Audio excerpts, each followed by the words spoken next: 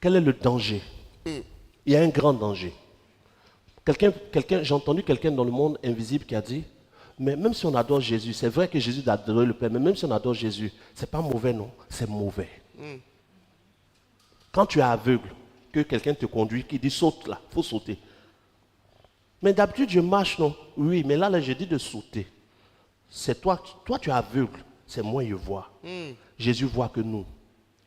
Quand il dit de ne pas adorer le Fils, d'adorer le Père, il sait pourquoi. Clair. Premièrement, adorer le Père est obligatoire. Parce que dans Jean chapitre 14, Jésus même dit, je ne fais rien de moi-même, mais tout ce que je fais, c'est le Père qui le fait. Donc Jésus, étant le Fils, obéit au Père et dit, rendez à César ce qui est à César et à Dieu ce qui est à Dieu. Si Jésus dit d'adorer le Père, celui qui adore le Fils devient un idolâtre. Waouh. Oh mon Dieu, est-ce que vous... C'est de l'idolâtrie. De l'idolâtrie. Oui. Waouh. Comment? Pourquoi? Mais c'est de l'idolâtrie déjà premièrement parce que l'idolâtrie, c'est d'adorer quelqu'un d'autre que celui que ton Dieu dit d'adorer.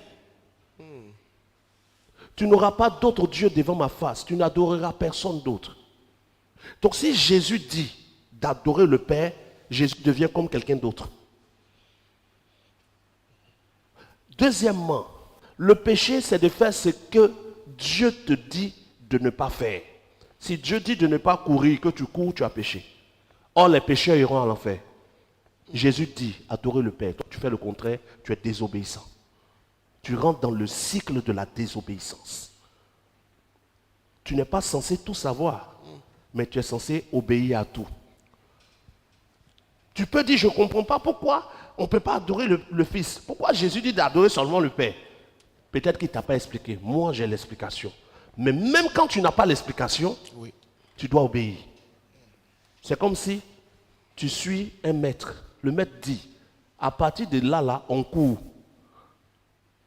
Tu dis, mais pourquoi on court? D'habitude, on marchait, non? Il dit, je dis là, quand on va sortir net là, où est? Tu dis, ah, maître, explique-moi, s'il te plaît. Quand vous allez sortir net, le maître même en train de courir. Toi, parce qu'on ne t'a pas expliqué, tu as arrêté. C'est qui ne t'a pas expliqué là? Tu vas vivre ça. Tu vas vivre ça. Si Jésus dit d'adorer le Père, il sait pourquoi. Ouais. Parce que, troisièmement, Jésus sait, et le Père sait, que les temps qui arrivent, il y aura un faux fils. Un faux Jésus qui va rentrer dans l'église. Qui veut la place du Père. 2 Thessaloniciens 2, à partir du verset 1.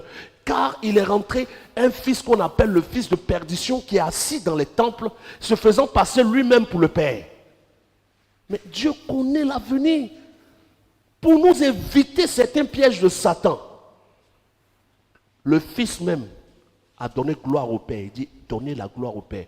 Laissez le Fils. Vous ne voulez pas. Bon, on va vous obliger. Non. Ce message n'est adressé qu'à ceux qui cherchent l'obéissance au vrai Dieu. Mais tous les religieux, mais leur poil va se lever sur leurs bras quand ils entendent ça. Ils sont agités. Non, mais c'est du blasphème. Oui, c'est du blasphème contre le faux Dieu. Mais c'est la gloire pour le vrai Dieu. C'est normal. Quand on dit non, mais tu vois, c'est un message qui est très mauvais pour la foi des gens. Oui, la foi dans le faux. Mais ceux qui cherchent le vrai n'ont aucun problème. Les paroles qui sortent de la bouche de Jésus, c'est comme l'eau qui sort de la bouche du poisson. Ce n'est pas l'eau du robinet.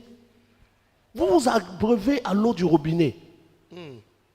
Oh, il y a de l'eau qui sort de la bouche du poisson lui-même. Si vous voulez l'eau qui vient de la présence du poisson, c'est l'eau qui sort de sa bouche.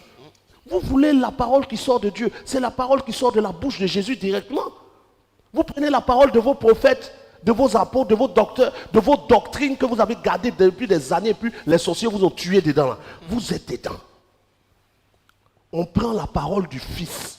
Car personne ne connaît le Fils si ce n'est le Père. De même, personne ne connaît le Père si ce n'est le Fils et celui à qui le Fils l'a révélé. Qui connaît le Père plus que Jésus? Aïe, mais Jésus même qui connaît le Père, il dit, hé, adorez le Père en esprit et en vérité. Toutes les chansons sur terre aujourd'hui sont des chansons à qui? Jésus. À Jésus. Mais c'est une déformation de la vraie parole. Mais on explique. Prends le temps de vérifier. Tu vas te rendre compte que beaucoup d'hommes de Dieu prêchent n'importe quoi.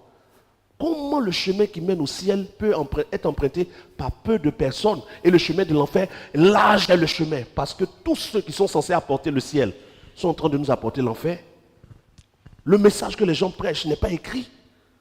On a blâmé l'église catholique. Comment vous pouvez prier Marie, mais vous priez Jésus? Où est l'exemple? Montrez un exemple dans la Bible de quelqu'un qui a prié Jésus. Ça n'existe pas. Dans toute la Bible, ça n'existe pas. Montrez un exemple de quelqu'un qui est en train d'adorer Jésus. Ne me dis pas les mages. Parce que les mages à sa naissance, c'est des féticheurs. Eux, ils lisent les étoiles.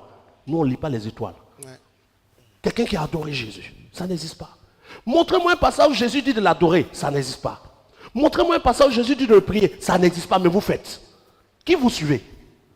Vous suivez le faux Christ.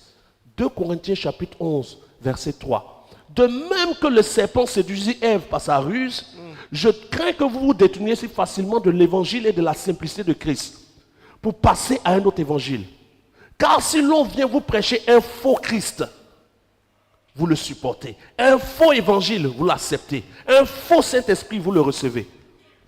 Vous avez suivi un faux Jésus qui n'a pas les paroles du vrai Jésus. Et ce faux Jésus est révélé dans Apocalypse chapitre 11. Le dragon se déguise en agneau. Apocalypse chapitre 11. Je n'aurai pas le temps d'en parler ici. Mais il y a un faux agneau qui parle comme un dragon. Qui est rentré dans les communautés. Quand vous prenez le livre d'Apocalypse chapitre 3 verset 20. Le vrai Dieu dit, je me tiens à la porte et je frappe. Si quelqu'un entend ma voix, j'entrerai, je souperai avec lui et lui avec moi. Pourquoi il est à la porte? Pendant que dans Apocalypse 2, il est dans le temple. Apocalypse 3, il est à la porte. Oui. Qui est dedans si le vrai Dieu est à la porte? Quelqu'un d'autre est assis dans les temples, se faisant passer pour le vrai Dieu, faisant des promesses qui ne s'accomplissent pas, des prophéties qui ne se réalisent pas, des malades qui ne guérissent plus, des démons qui ne sont plus chassés. Tout le monde voit comment ça ne marche pas. Mais personne ne se pose la question. Voici la vérité.